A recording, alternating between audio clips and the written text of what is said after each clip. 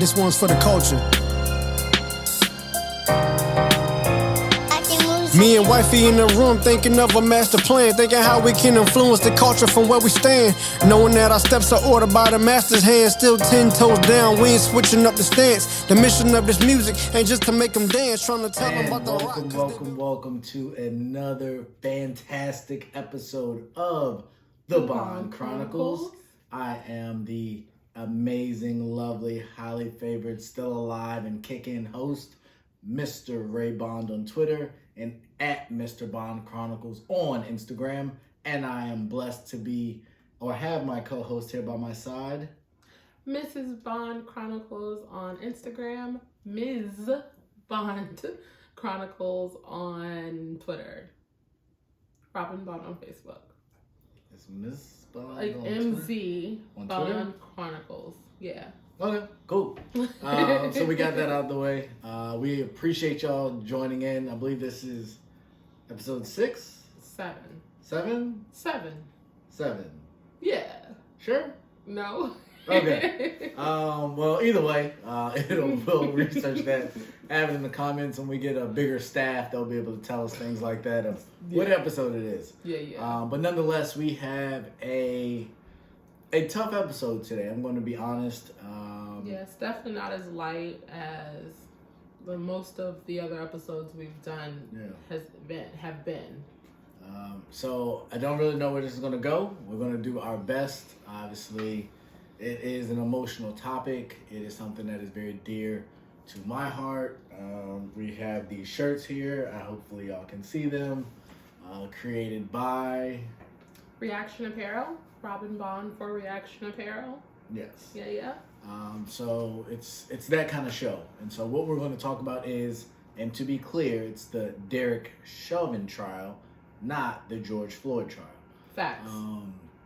Because George Floyd has already been tried by Derek Chauvin, and he deemed his life to be not worth living.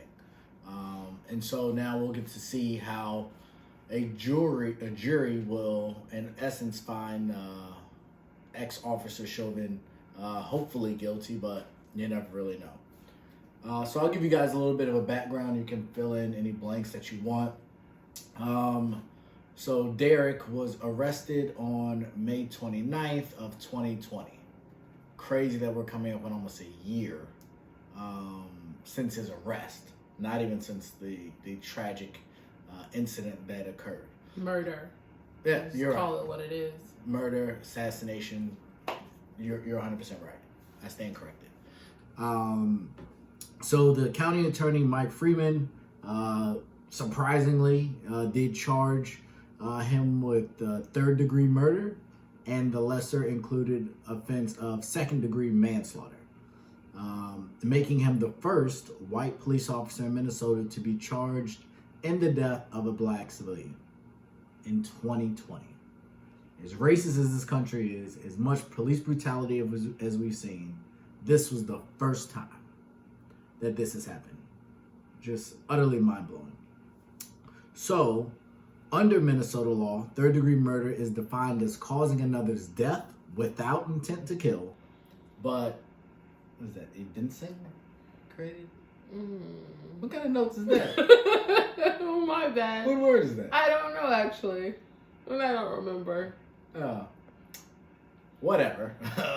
But something that created an unreasonable risk of serious harm or death. So obviously, as we awaited, those weren't the charges that I was hoping for. Right.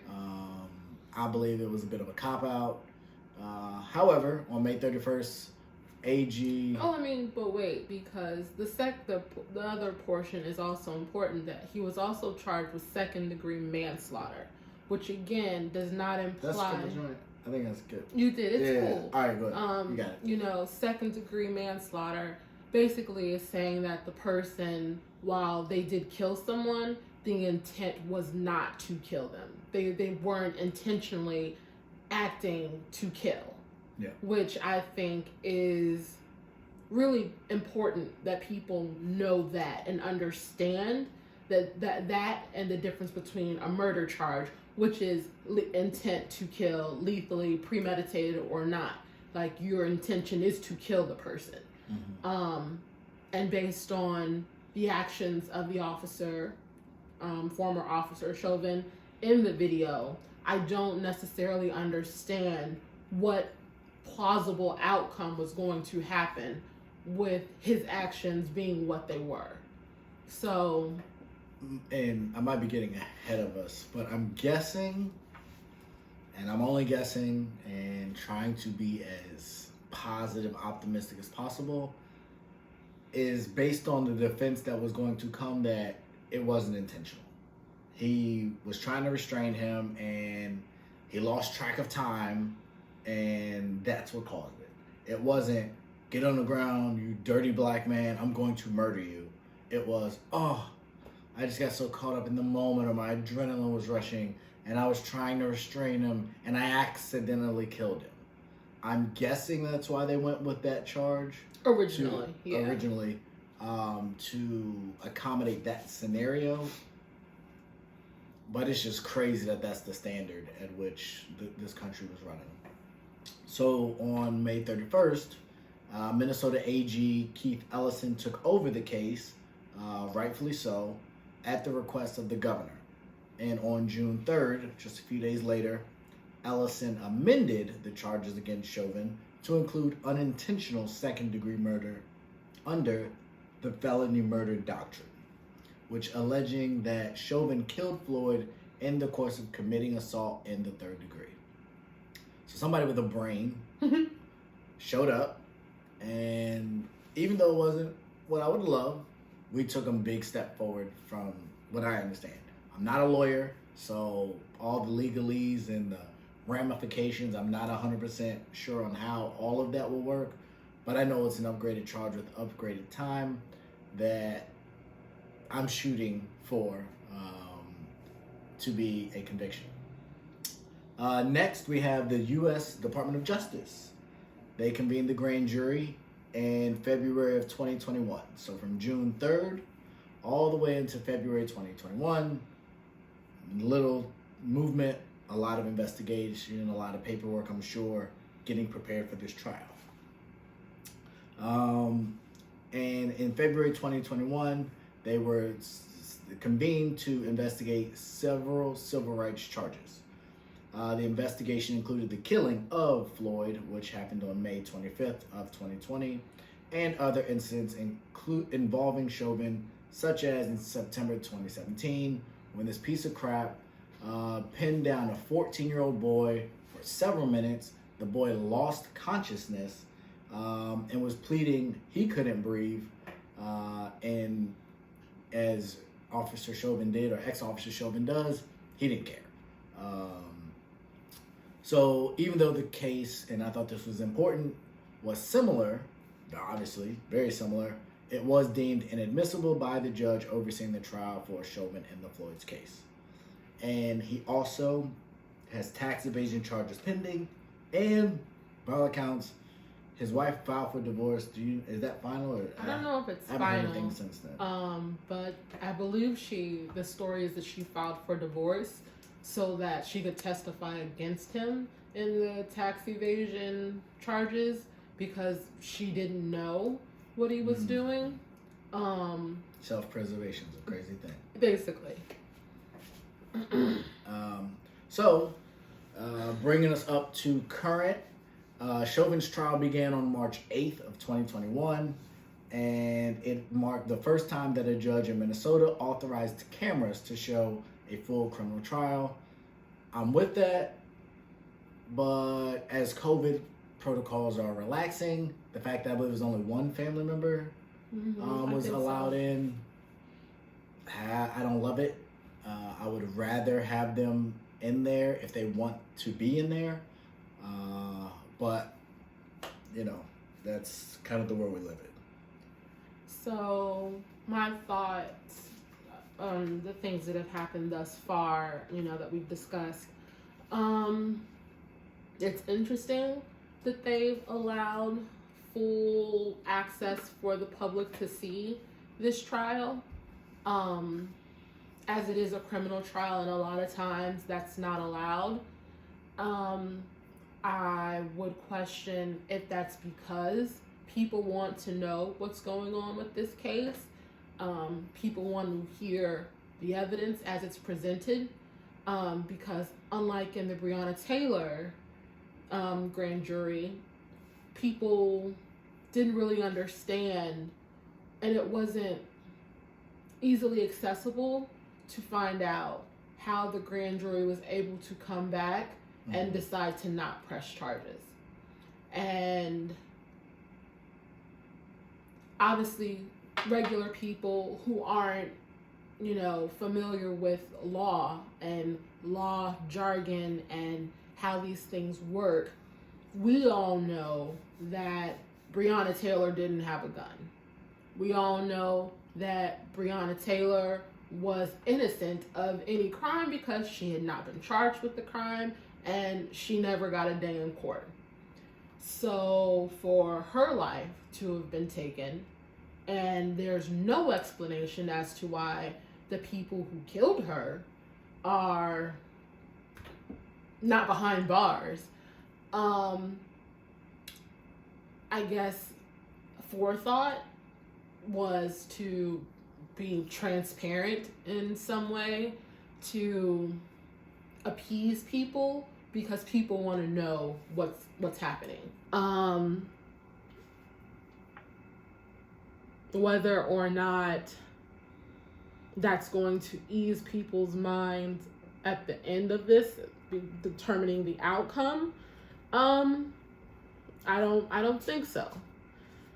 It's the whole situation, the entire thing. Like, I just don't understand. We are 40, 50 years removed from Civil Rights Act and all of that. We are 3-4 generations removed from slavery and everything that was. We've talked about the crack epidemic of the 80s and what that did to Black communities. We talked about why police can go to such extreme measures now, a direct reflection of what the crack epidemic did to this country. And the frustration that we have to watch this trial, and obviously, I don't know how much the viewers have been paying attention to it, what they've heard, what they've read, whatever, the testimonies from the eyewitnesses who were there. People, like, they've got the kid who was the clerk at the convenience store where Floyd supposedly used a counterfeit $20 bill, which started this whole incident, down to a man who lived in the neighborhood, McMillan. I think I read somewhere that he'd seen Chauvin a few days before he killed Floyd, just reminding him, like, hey, I know you've got a job to do. I know you're a person too, but don't forget the people you're policing, they're people. I don't know in what context he said that to him in. I don't know what prompted him to say that to him in, but for him to then 3-4 days later, his actions cost someone their life. It's just, it's hard to understand. And as people, we want to make sense of it. We want to obviously understand what the mindset is as a police officer. Because no, not all police officers are bad. Not all police officers take advantage of the power that they have. But it's too common that these situations happen and nothing is done after. It is completely unacceptable. It is, and I think the problem is people get so uncomfortable talking about it. People, the same way people get uncomfortable talking about slavery and racism and Jim Crow and redlining, all those things are uncomfortable. They don't want to face the fact that Black people, people of color in this country have had miserable experiences with not just police officers, but with our criminal justice system. And I'm going to continue to pay attention to this trial because I think the prosecutor wrapped up on Friday. And so now Chauvin's defense attorney is going to call witnesses and all of that. And during a cross-examination, like you said, George is not on trial. Floyd is not on trial. But the biggest part of his defense is that Chauvin did not cause him to die because Floyd was a drug user, basically. He lived an unfavorable lifestyle.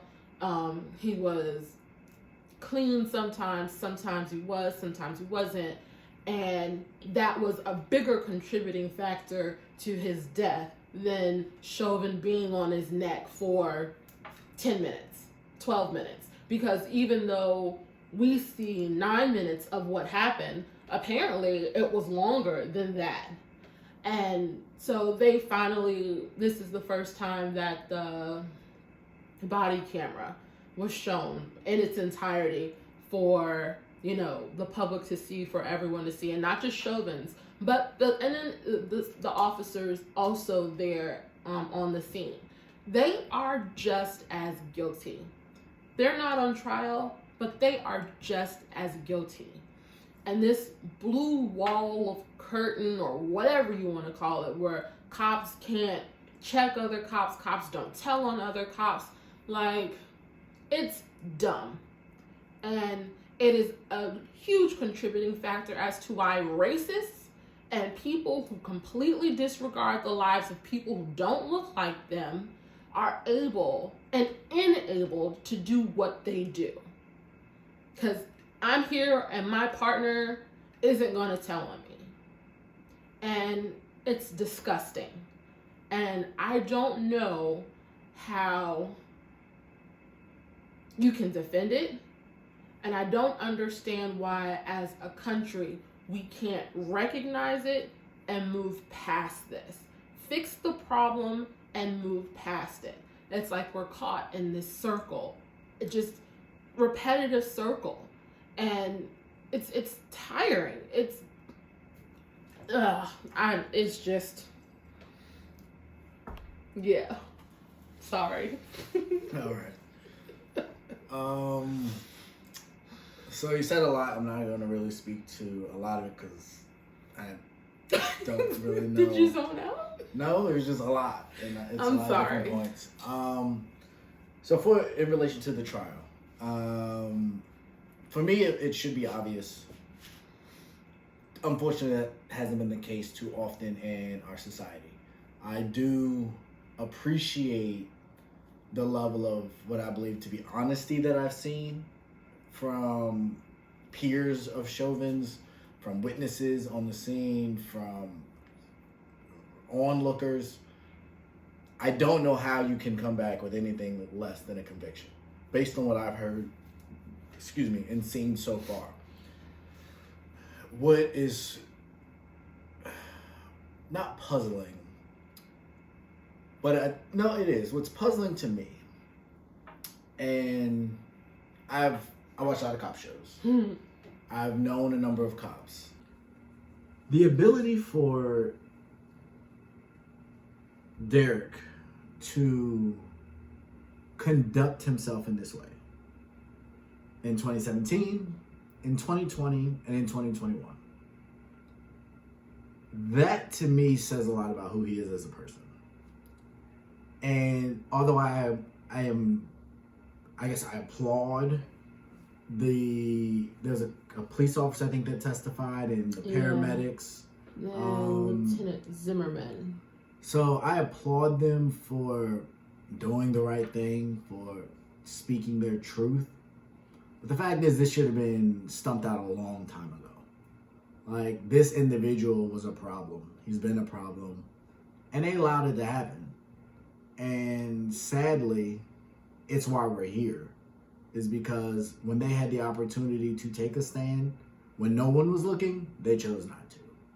And so now that someone's looking and the world sees it, oh, now we got to be honest. Now that wasn't the right procedure, and that was unnecessary, and he didn't need to do all that.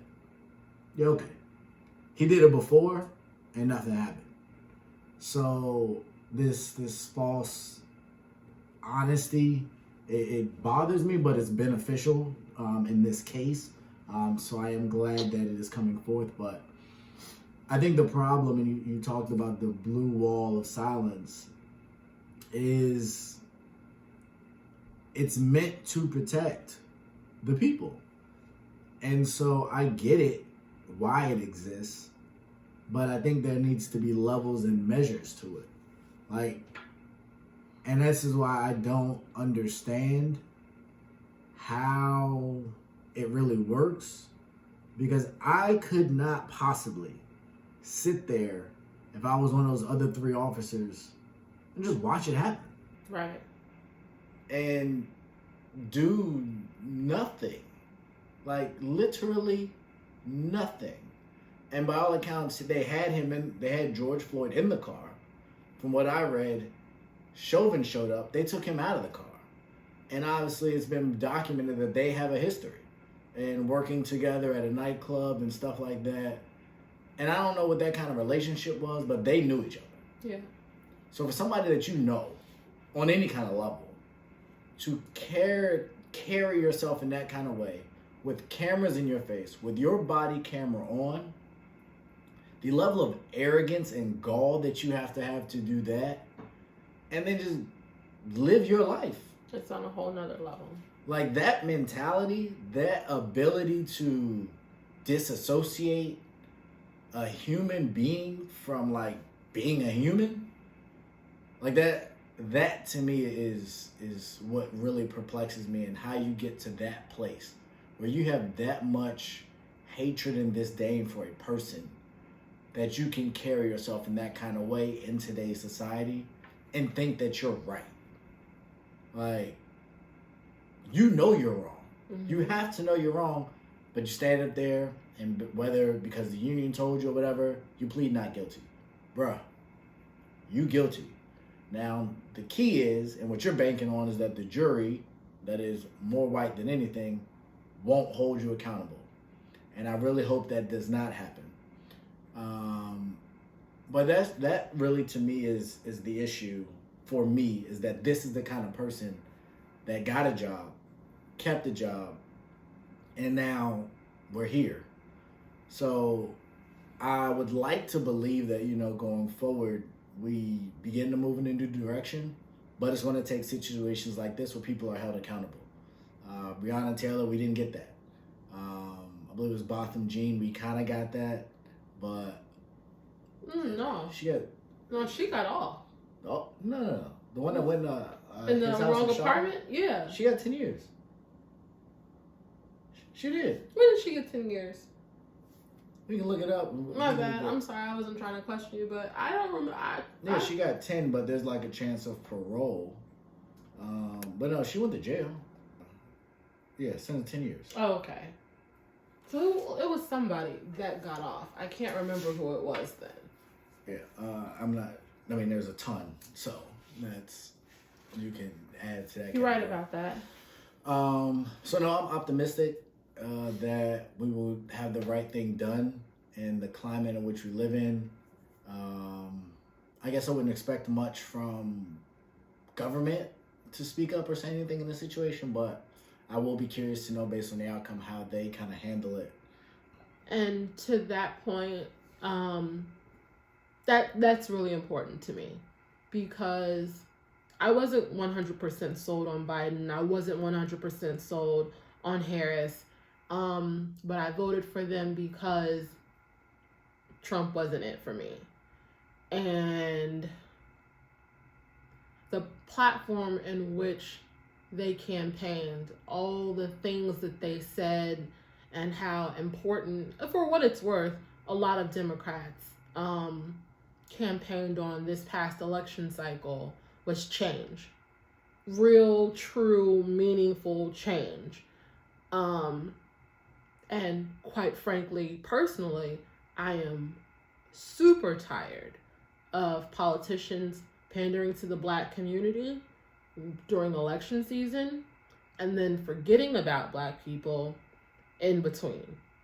And a lot of people aren't going to like this. Democrats do it the best. They always have. And, well, not always. In the last, obviously few decades they have. And they do. They tell us all the right things. They make a lot of promises, and then nothing happens. You've got states currently changing their voting laws like crazy. Mostly Republican states. Yeah, but even still, It's happening. And even, I think, no, it's mostly Republican states. To ensure that what happened in Georgia, what happened in Pennsylvania, what happened in other states can't happen again, to disenfranchise Black voters. And I don't know how many people are paying attention to that. I don't know how much people care about that. But when the election cycle comes up again in 2 years, that's going to directly impact the laws that are people are able to pass, the things that can happen locally. It's just, we have to pay attention. But I think it's more than that. And I think this goes to kind of my issue with Chauvin, is that instead of saying, you know what, all these people voted against us, why did they do that? Yeah. Instead of being self-reflective and saying, I'm not even going to go down the election was stolen route. Yeah. But just under that premise that all these people voted against us, why wouldn't you think, rather than try and suppress their vote, change your policy? Yeah. Change your platform. Adjust your views just a little bit. You still got 74 million votes. But see, so in that scenario, that's the part when you ask, I forget the question you were asking earlier about, how do we get here? Why is things like that? It's because that's the mindset. Yeah. Instead of changing to adjust your value system and find some kind of morality in life, you rather just shut the people out. That's absurd that's how desperate you are to hold on to your old traditional values, that racist mindset and behavior. Let's not cut cards here. This is a racist issue. This is a matter of trying to make it impossible for people to vote. An inalienable right as an American citizen you should have. And they are going out of their way to make it more difficult than they need to for no reason, other than so that they can continue to pass laws and instill an ideology in this country that's wrong and that needs to change and is going to change. This is not going to deter. This is going to make people more emboldened. And it sucks that Black people have had to constantly overcome things from the beginning of this country's foundation in 2021. We're going to have to do it again in 2023.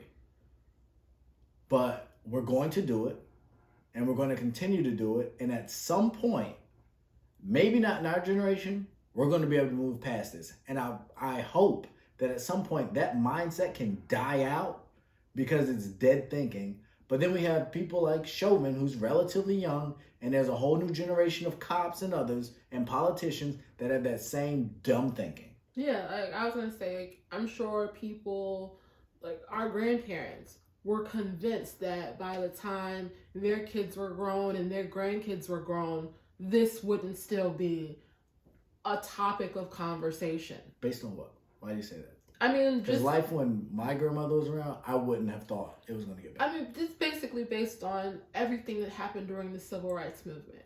the advancements that were pushed forward and things that they were able to accomplish.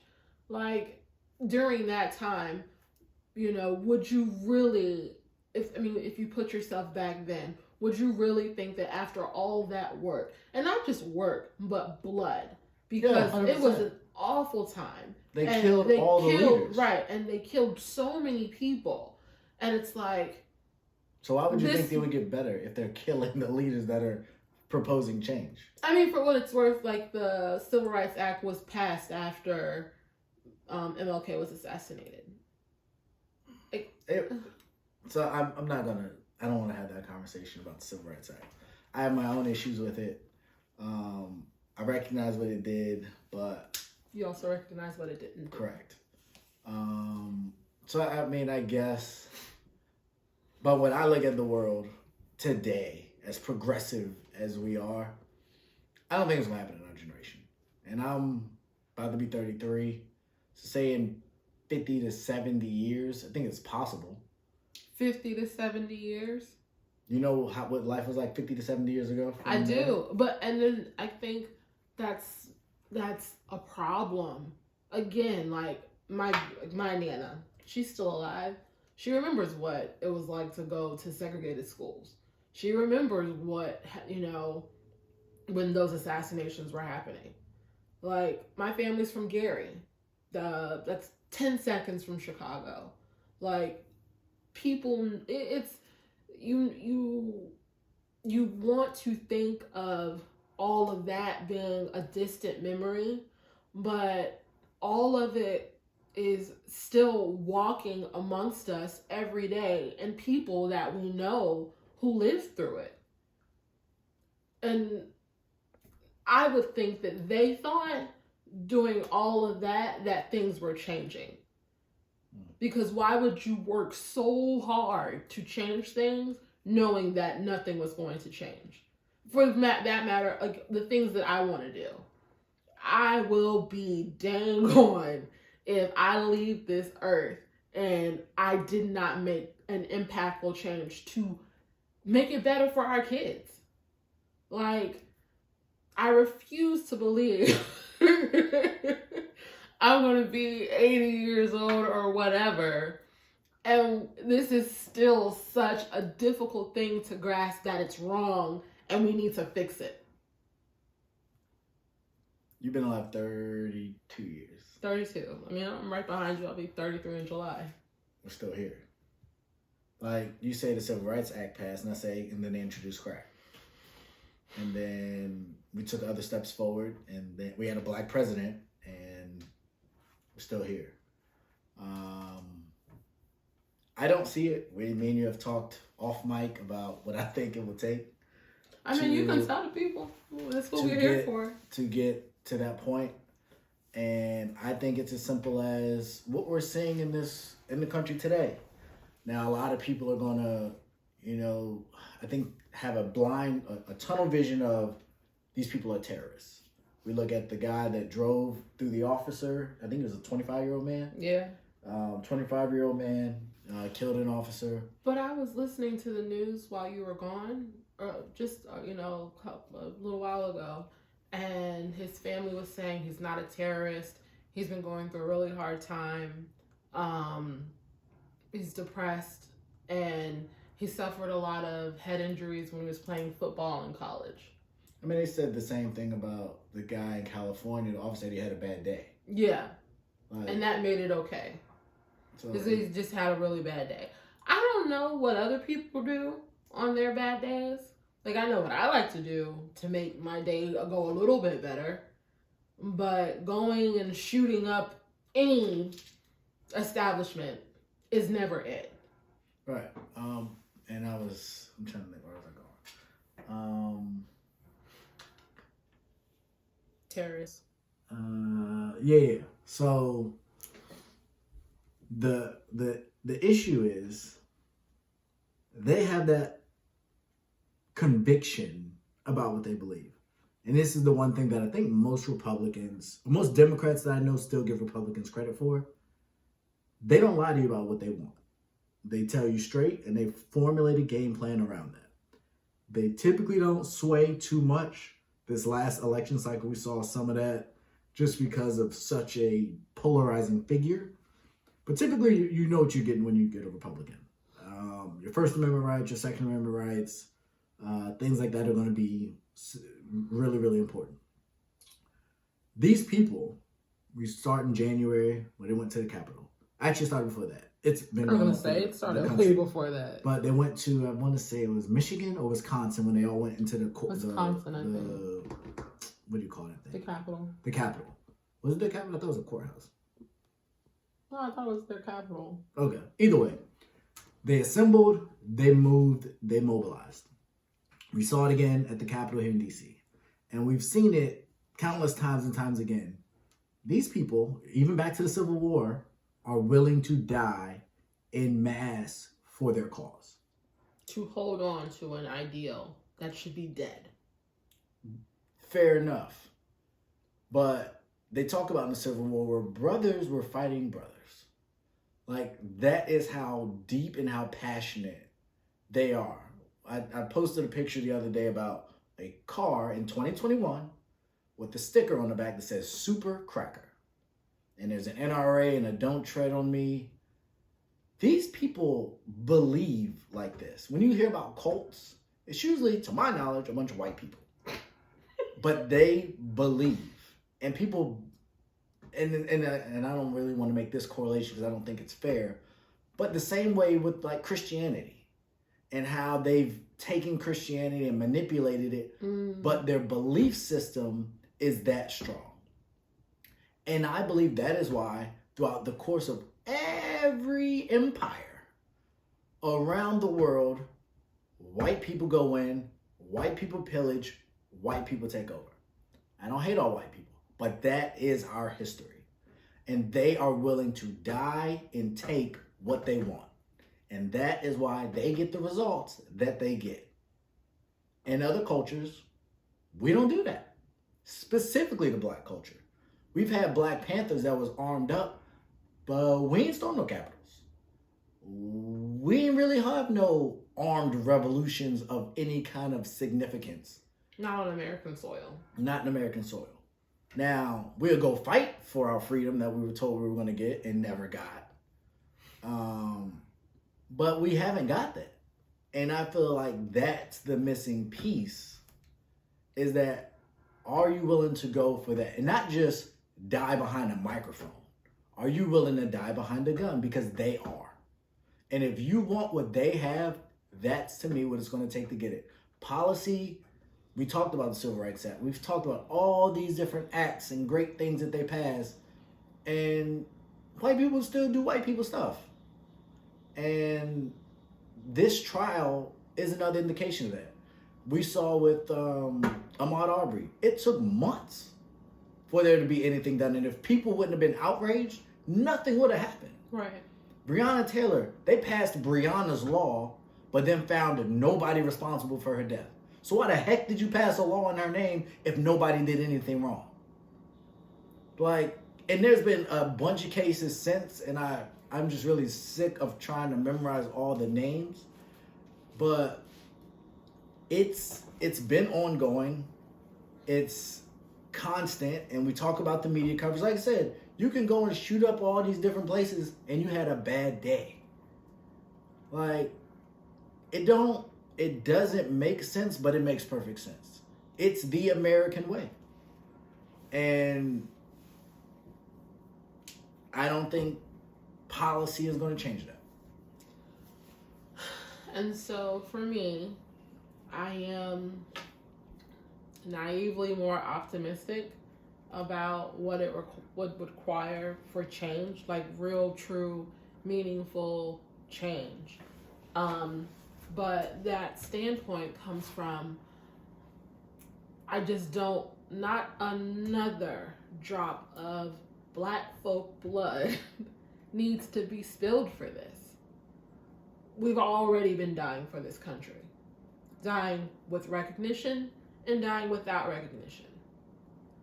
And more Black people dying for the things that are guaranteed in the Constitution but somehow there's always a way that it just skirts around.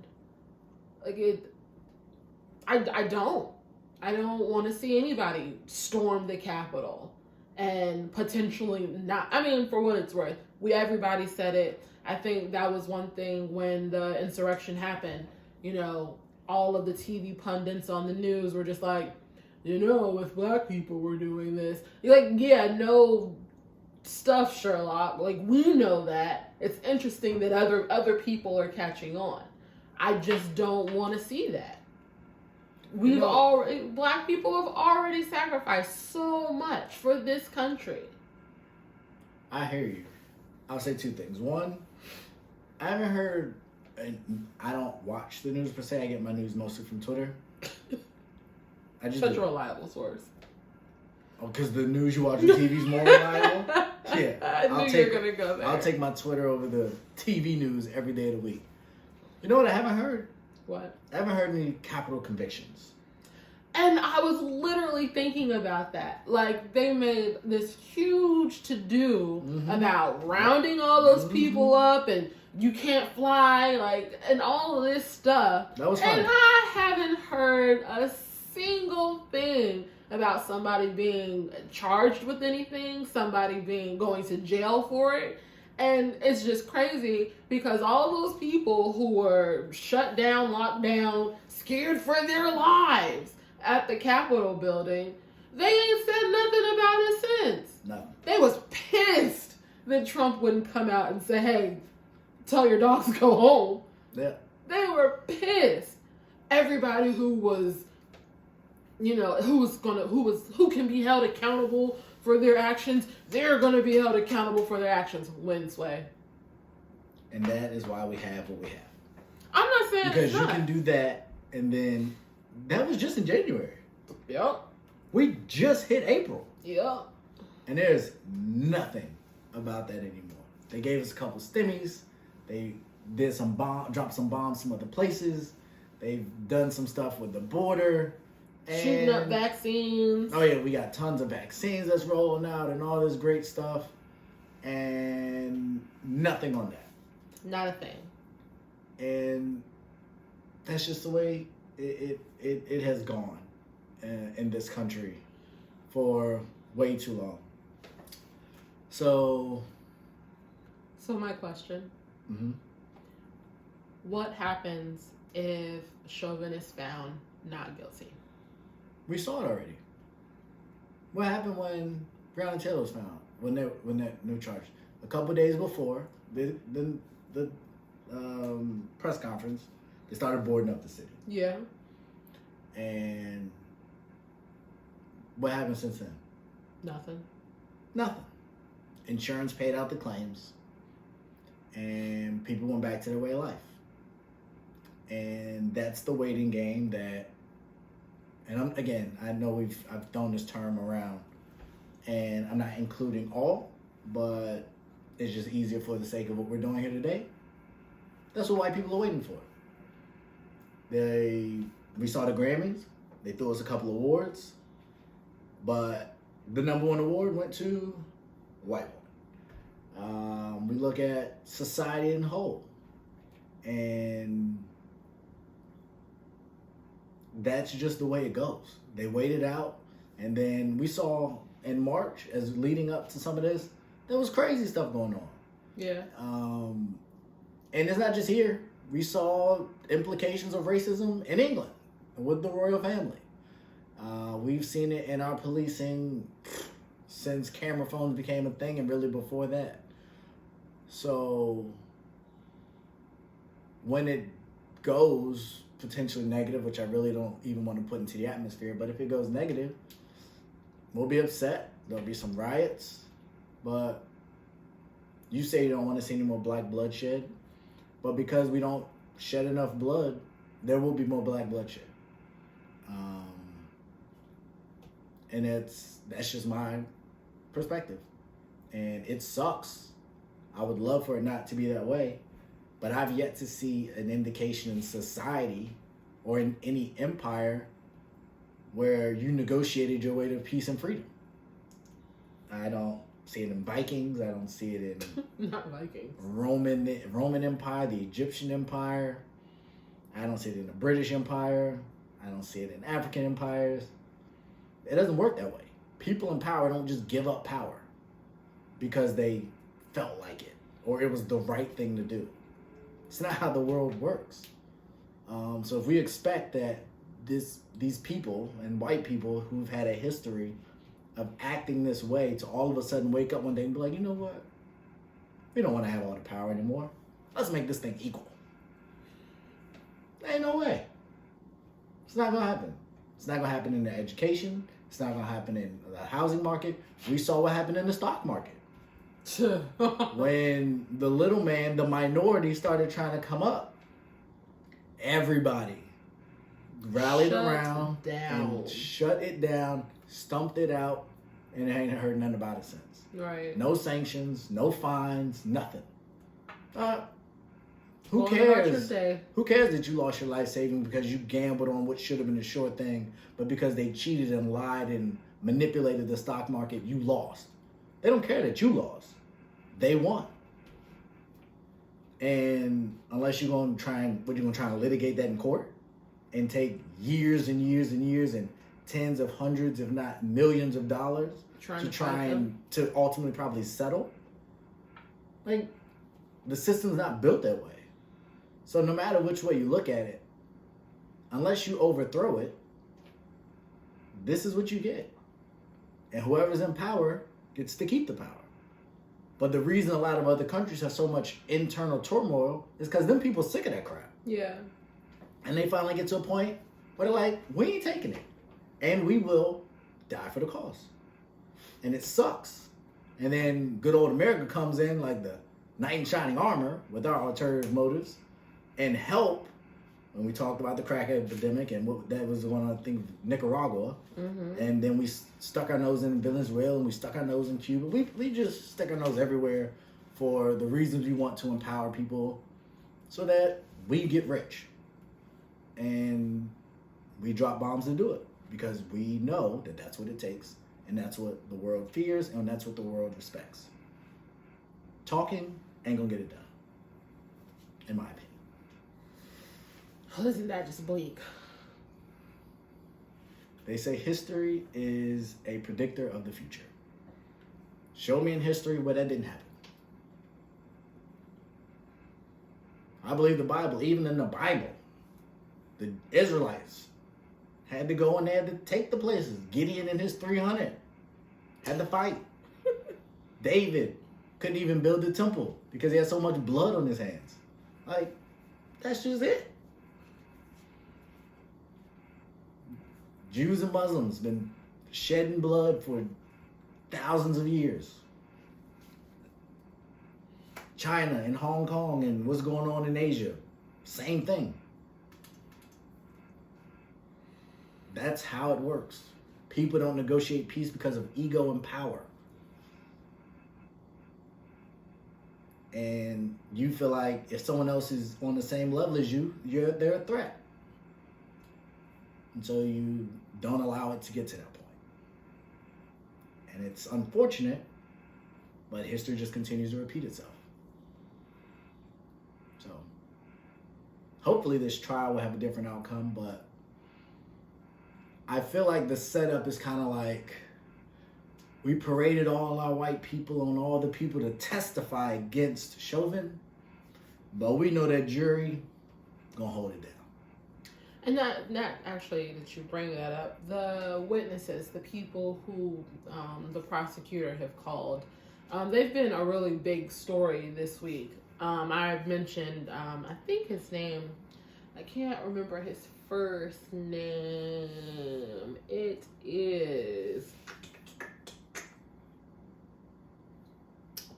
I know it's here. I typed it. Charles McMillan? There we go.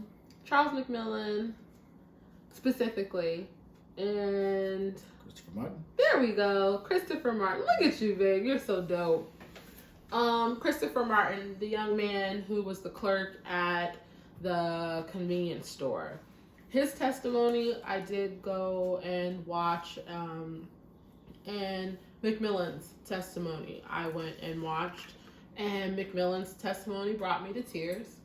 I mean, I am sensitive anyway, but like it really did make me cry.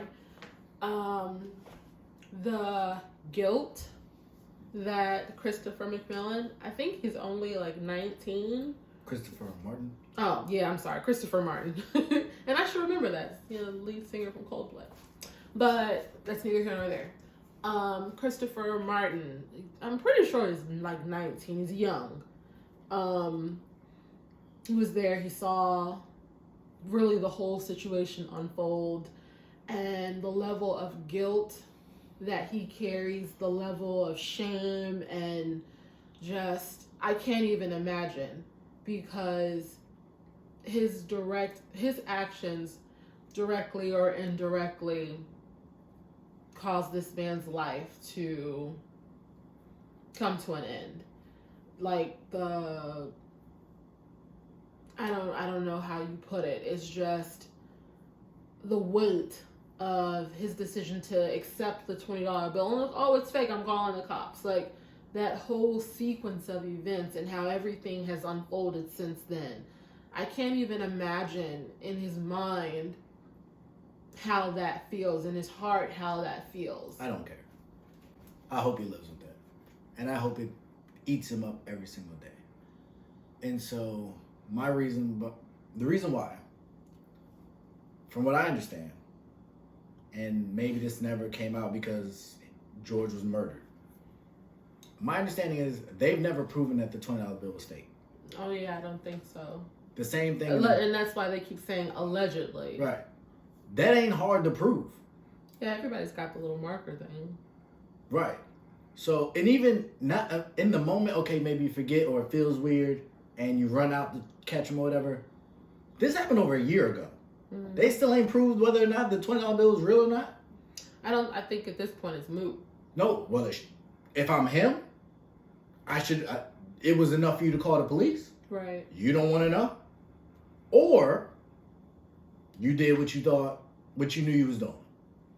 And just like in the Jacob Blake situation, he's never been charged. And he's not going to be charged. But he's paralyzed. And in this case, you cost somebody their life. You cost somebody their father. You cost somebody their son. Because you, as far as I'm concerned, made a racist decision. And I don't know what necessarily prompted that, but I have absolutely no sympathy for his guilt. Because had they arrested him and charged him and potentially convicted him or whatever, he wouldn't care. He cares because he died. And now he's the one that's responsible to the world for his death outside of Derek. That's where that guilt comes from. I have no sympathy for you. I hope it eats you up every single day. And I hope the next time a little black boy or girl or grown man comes in and hands you a $20 bill, you think twice about, do I need to call the cops over a fake $20 bill? If this is somebody that came in and dropped a couple hundred or came in repetitively, okay, that's one thing. It's hard for me to believe that George never even been in that store before. I know what it's like to live in the inner city to a certain extent. You go a lot of the same places. A lot of the same people know you. So you've probably seen this man before. But you felt, for whatever reason, that was the right thing to do. Instead of trying to talk to him like a man, instead of saying something, because from all accounts, nobody said that George was combative with him. Right. So you called the police over a fake $20 bill, and apparently you didn't even know it was fake or not, because we still ain't heard about it. Or I would think you would at least testify and say, try to clear your name. Say it was fake, but I should have handled it differently. You ain't do that. So no, I can't imagine, but I have no sympathy for him. And I hope he has to live with that decision for the rest of his life. Yeah, that's actually not surprising if that's how you feel. Like after we watched the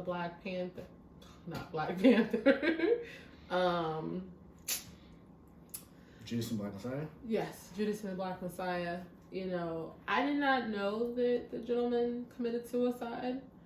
prior to watching Judas and the Black Messiah, and I don't particularly care how insensitive this might sound. His actions, the way that the guilt, how he felt. He got off easy. Yeah, deservedly so. So we'll talk about Charles McMillan then. It was really rough. One, you don't typically see black men in that level of vulnerability, where they break down to the extent of crying, voice cracking. Like, that's not typically a posture you see black men in. Especially older. Yeah, especially older black men. I think I've only seen my pop-up cry once, ever.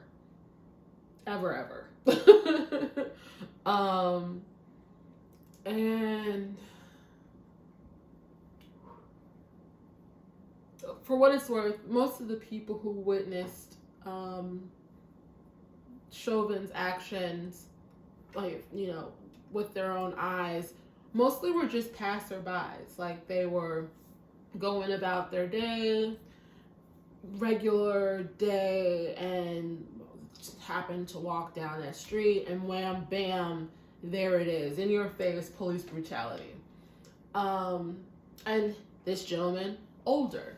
He's old enough to remember a lot of the things from the civil rights movement. He's old enough to remember what the things that black people have been through. So I think all of those things compounded in his experience in America, and to have witnessed what he saw.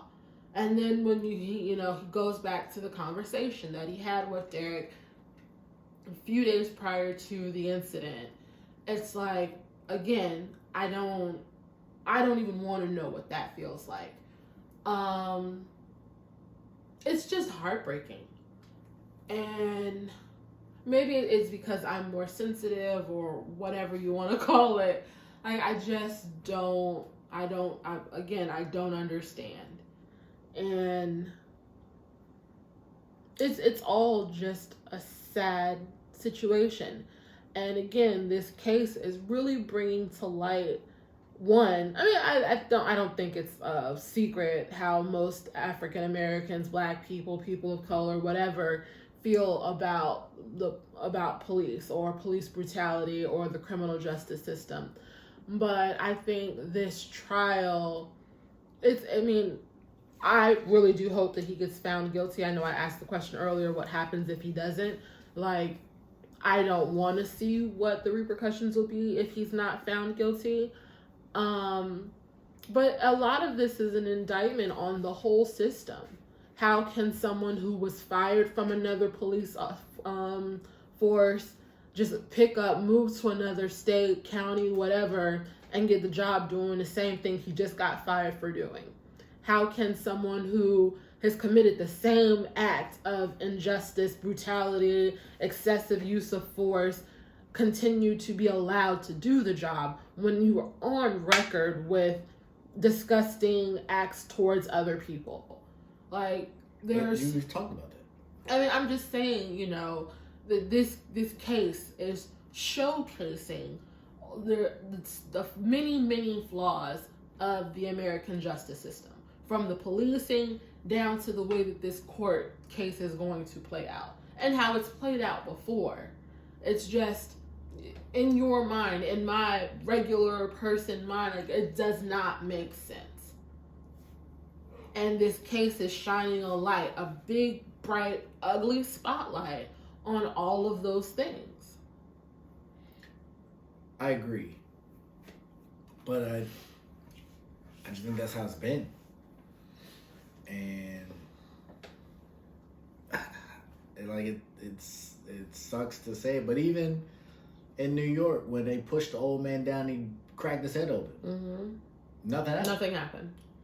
Like, we've seen a long time ago when the girl was in a bathing suit, and it was like the community pool party, and he slams Shorty on the ground. They've choked Eric Garner. Like, they've done this. They continue to do it. It's happened since George Floyd. Mm-hmm. And nothing's happening. So I just don't know what to think other than I just take it as I see it. And if that makes me, negative or whatever, then I'll own that. I don't think it makes you negative. It just makes you jaded to the situation.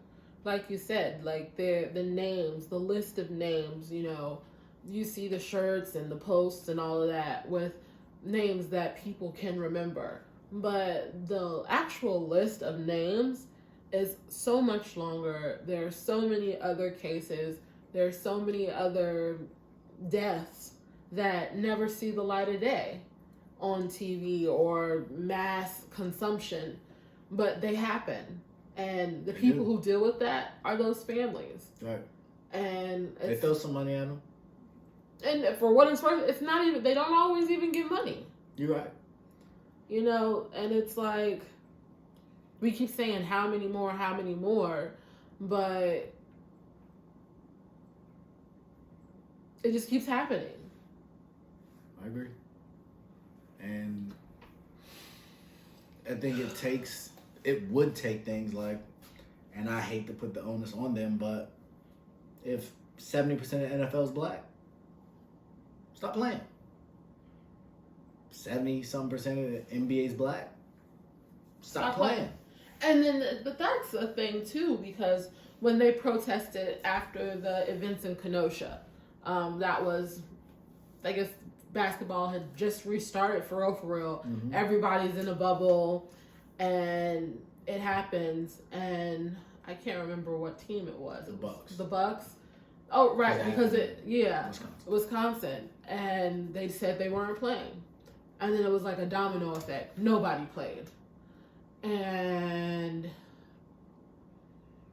I don't think there were any scheduled games the next day, or if there were, they were canceled. Mm-hmm. But then when everybody returned to play, the conversation is like, we have to do better. There's got to be a better solution.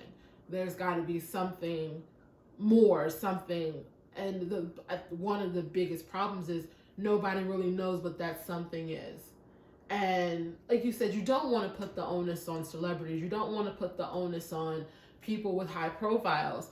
But the thing is, you're rubbing shoulders and elbows with the people who know the people who get things done. Well, we've seen that too. We saw it on One Night in Miami. Jim Brown, greatest player at the time. He went to the man's house, but he couldn't go in his house.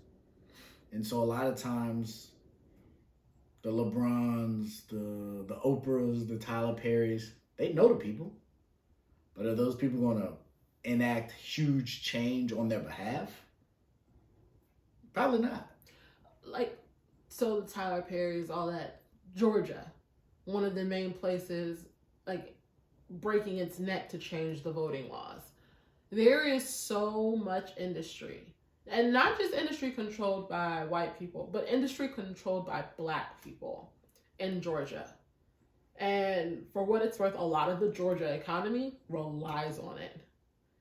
If they just moved the baseball All-Star game from Georgia because of this.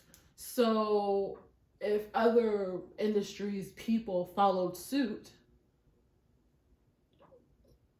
that wouldn't make an effect. That wouldn't be a way to get people to the table and have a discussion. At minimum, have a conversation. I'm done talking.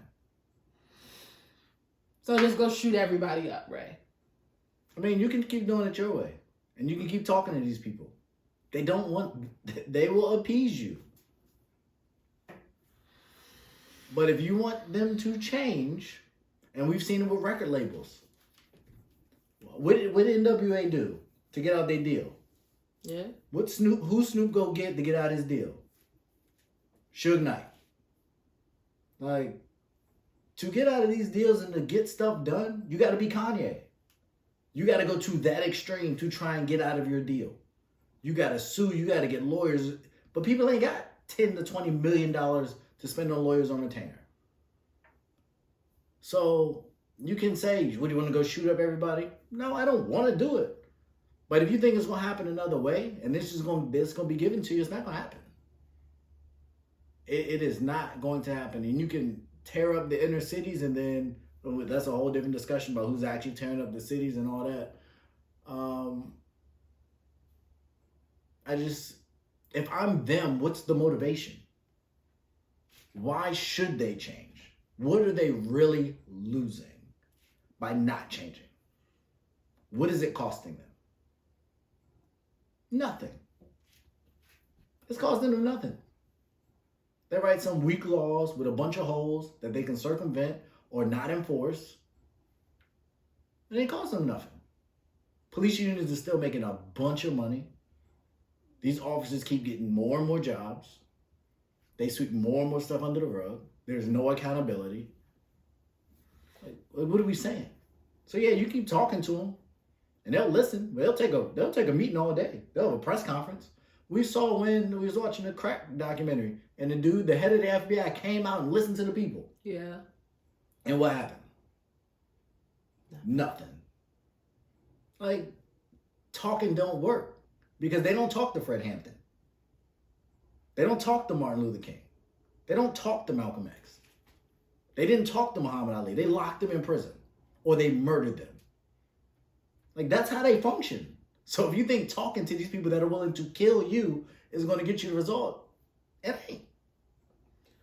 That's so depressing, though. Like, that's just it. And for what it's worth, like, I understand what you're saying. Like, I don't disagree with you and your stance. You think they want to talk to Assad Shakur? I mean, they want to lock Assad Shakur up. Like, okay. That's why Trump put her. You think they want to lock her up? They will lock her up and we'll never see or hear from her again. Oh, I get what you're saying. Yeah. Public enemy number one. Like, and that to me in itself is crazy. It's just, again, like, in my mind, I don't understand why it's so hard. But to your point, I understand why it's so hard. People don't want to lose out. People don't want to give up their power. And I would say that the taking it a step further than just losing power is the fear of what happens when someone else is in power. Oh yeah. And for what it's worth, all the stuff that we've done, I think that's a huge part of it too. Like, I know people. I'm sorry. Go ahead. No, go ahead. I know people made jokes about everybody's getting their superpowers and all of that. I don't remember what day that was, but the guy I follow on Instagram who does all the J. Cole videos, his video with him and his friends getting his superpowers, and like they got up in the cameras, it's like, white people, just know that ain't nothing that's been going down no more. Everything that you did to us, we gonna do to you. And like, you say something like that, but the thought process behind that when they already think we're savages and barbarians, super scary. And it's like, who decide? And that's opening up a whole nother can of worms, because obviously nobody who's here today has anything to do with the things that happened in the past. But everyone who's here today either benefits or loses from the things that happens in the past. So again, there's so many different levels in which it's wrong. Everything about it is wrong. That's like, where do you start peeling the layers back to fix it? And you don't. Everybody keeps slapping a Band-Aid on top, slapping a new Band-Aid on top, but the cut is still bleeding. You're hemorrhaging, and nobody knows how to fix it. And nobody wants to truly fix it. They're not incentivized to fix it. And incentivizing, in your standpoint, is everybody go get strapped. You watch Snowfall? You think they was going to talk to Leon? No, they wasn't going to talk to Leon. That's my point.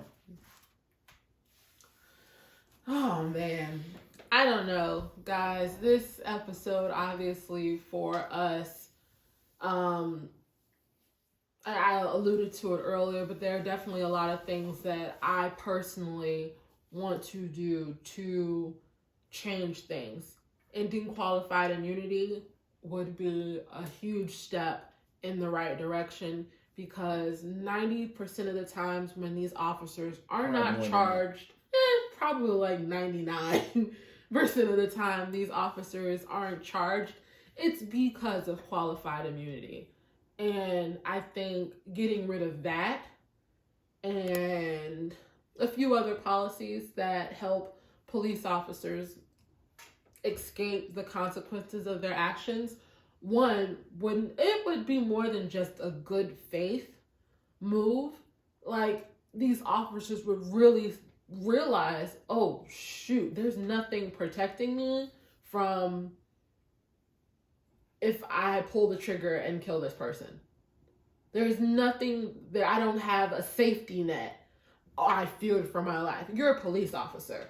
You fear for your life probably the whole time you're on duty. And a lot of times off duty, because off duty cops, they shoot and kill people too.